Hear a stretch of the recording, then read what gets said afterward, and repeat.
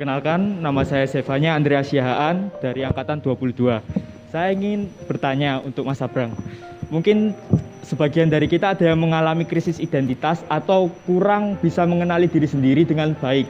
Maka dari itu, saya ingin bertanya cara untuk mengenali diri kita lebih dalam, serta mengulik potensi yang ada dalam diri kita, serta menjadikan potensi tersebut menjadi nilai tambah bagi kehidupan kita. Seperti itu.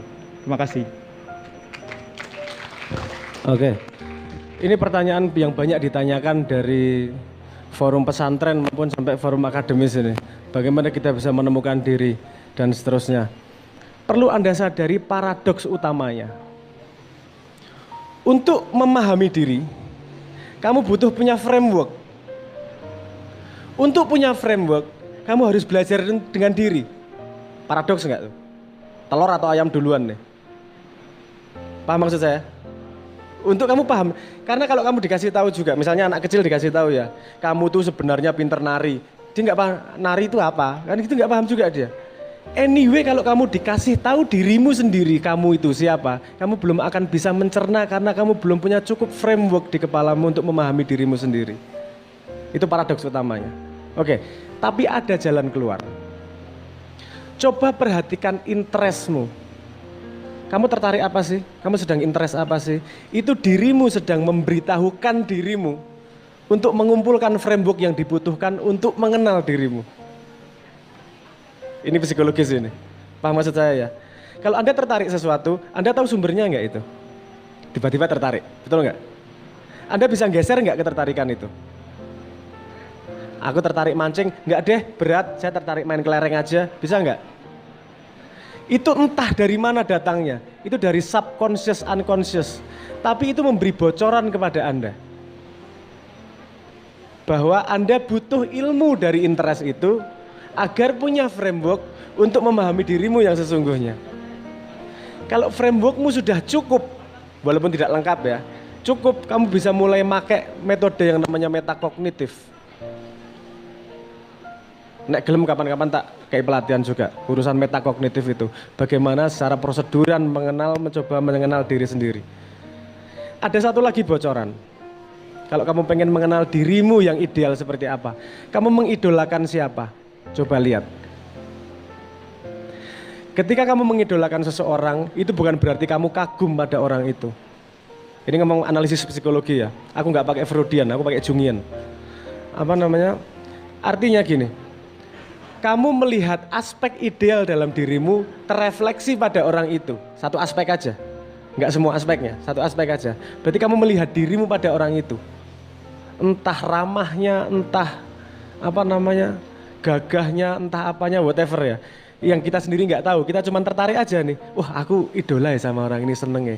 Itu artinya ada part of yourself yang reflected oleh orang itu. Nah, ini bocoran-bocoran kecil yang harus kita alami seumur hidup. Kamu nggak bisa dalam satu posisi, aku sudah tahu diriku, selesai. Nggak. Karena kamu juga berkembang, frame-mu berkembang, dan pemahamanmu terus berkembang. Tapi itu ada beberapa bocoran yang bisa diperhatikan. Nah, ini elaborasinya pasti lebih jauh ya. Tapi semoga ada kunci-kunci tadi bisa digali lebih lanjut. Perhatikan interestmu, perhatikan idolamu. Satu lagi apa tadi? Metakognitif. Coba baca-baca tentang metakognitif. Oke, matur nuwun. Semoga menjawab. Krisis identitas adalah kondisi ketika seseorang kerap mempertanyakan berbagai hal yang berkaitan dengan identitas dirinya, seperti kepercayaan, nilai hidup, tujuan hidup, pengalaman, dan perasaan. Krisis identitas dapat dialami oleh semua orang, tapi lebih sering terjadi pada remaja yang masih mencari jati diri. Umumnya, krisis identitas terjadi karena adanya perubahan atau tekanan besar dalam hidup yang dapat menyebabkan seseorang menjadi stres. Misalnya, saat mendapat atau kehilangan pekerjaan, pensiun, baru menikah atau bercerai, pindah rumah, dan kehilangan orang yang dicintai. Selain itu, memiliki kondisi kesehatan mental tertentu seperti gangguan bipolar, depresi, dan gangguan kepribadian juga dapat meningkatkan kemungkinan seseorang mengalami krisis identitas. Orang yang sedang mengalami krisis identitas mungkin akan lebih mawas dan sering bertanya pada dirinya sendiri, seperti siapa dirinya sebenarnya, apa tujuan dan passion dalam hidupnya, apa nilai-nilai yang harus ia pegang dalam hidup, dan apa perannya dalam masyarakat serta arti eksistensinya bagi orang lain.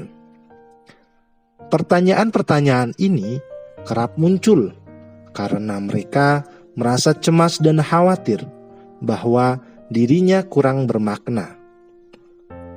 Orang yang mengalami krisis identitas juga bisa tampak kebingungan, hilang arah, putus asa, atau bahkan merasa dirinya tidak berarti.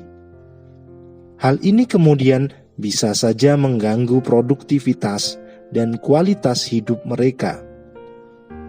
Sebagian orang yang mengalami krisis identitas bisa melewati masa-masa ini dengan baik, bahkan bisa menerima dan menyayangi dirinya sendiri setelahnya.